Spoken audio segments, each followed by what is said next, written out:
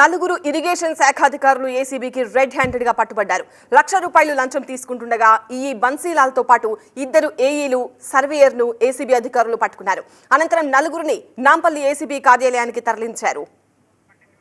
ఇదే అంశంపై మరింత సమాచారం టీవీ9 ప్రతినిధి ప్రణీత అందిస్తారు. ప్రజెంట్ ఈ రోజు అయినటువంటి రైడ్ గురించి మనతో మాట్లాడేందుకు ఏసీపీ శ్రీధర్ ఉన్నారు. సార్, ఇరిగేషన్ శాఖకు సంబంధించి ఈ రోజు జరిగినటువంటి ఫ్రాడ్ ఏంటి, వీళ్ళు ఏ విధంగా ఏసీబీ అధికారులకు చిక్కారు?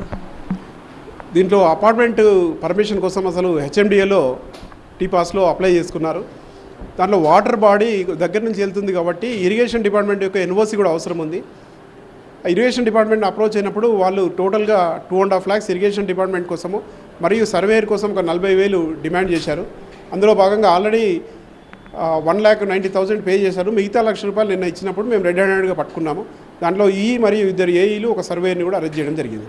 సరే, ఈ నాలా పక్కన పర్మిషన్లకు సంబంధించి అటు జిహెచ్ఎంసీ అధికారుల పాత్ర కూడా ఏమన్నా ఉందా? అంటే నాలా పక్కన పర్మిషన్లు ఇవ్వడానికి ఉంటుందా? అసలు వారి ప్రమేయం పైన కూడా ఏమన్నా ఫోకస్ చేస్తున్నారు?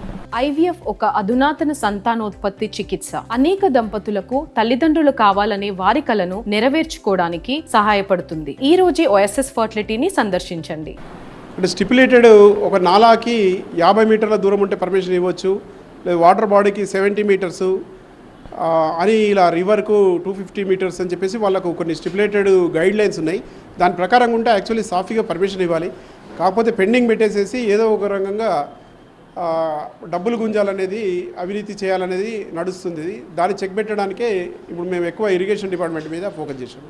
ఇప్పుడు బాధితులు ఏసీబీకి ఫిర్యాదు చేయాలంటే చాలామంది కొంచెం వెనకడుగేస్తుంటారు. అంటే అన్ని సక్రమంగా ఉన్నా కూడా కొంతమంది అవినీతి అధికారులు విధంగా లంచాలు డిమాండ్ చేసినప్పటికీ మళ్ళీ తమ పని జరగదేమో అనేటువంటి ఉద్దేశంతో వాళ్ళు డబ్బులు చెల్లిస్తూ ఉంటారు. అటువంటి బాధితులకు ఏం చెప్తారు సార్? చట్టపరంగా మీ పని సక్రమం అయితే 100% అధికారులు ఇమ్మీడియట్లీ వాళ్ళు పూర్తి చేయాలి మీ ఫైల్ని. అలా చేయని పక్షంలో మాకు కంప్లైంట్ చేయండి, మేము కేసు రిజిస్టర్ చేస్తాము. మరియు ఆ పని పూర్తయ్యే వరకు మేమే వెంటబడి ఆ పని కూడా చట్టపరంగా కరెక్ట్ ఉంది కాబట్టి ఆ పని కూడా పూర్తి చేయించి ఇస్తామండి. ఈ డబ్బుల విషయానికి సంబంధించి ఎట్లా ఉంటుంది సార్ ఏసీబీ తరఫున ప్రొసీజర్? ఇప్పుడు ఫర్ ఎగ్జాంపుల్ ఒక 1 lakh లంచం అతడు చెల్లిస్తే, సో ఫర్దర్ దాన్ని సీజ్ చేసిన తర్వాత ప్రొసీజర్ ఎట్లా ఉంటుంది? 1 lakh కాదు, లంచము ఎంత పెద్ద అమౌంట్ అయినా పర్లేదు, చెల్లించాక బాధితుడికి మా డిపార్ట్మెంట్ తరఫున మేము ఆ అమౌంట్ కూడా చెల్లించేస్తాము. ఈ టెయింటెడ్ నోట్స్ అయితే ఏమున్నాయో అవి కోర్టులో డిపాజిట్ చేస్తాం. అది కేసు, ఎందుకంటే ఆ కేసు అయిపోయే వరకు ఒక్కోసారి 5 years 10 years కూడా పట్టవచ్చు. కాబట్టి ఆ డబ్బు కోసం బాధితుడు చూడాల్సిన అవసరం లేదు. బాధితుడికి ఇమీడియట్లీ మనీ రిటర్న్ చేస్తాము, అతని పని కూడా అయ్యేట్లుగా చూస్తాము. వీడియోని సురేష్తో ఏసీబీ కార్యాలయం నుండి ప్రణీత, టీవీ9.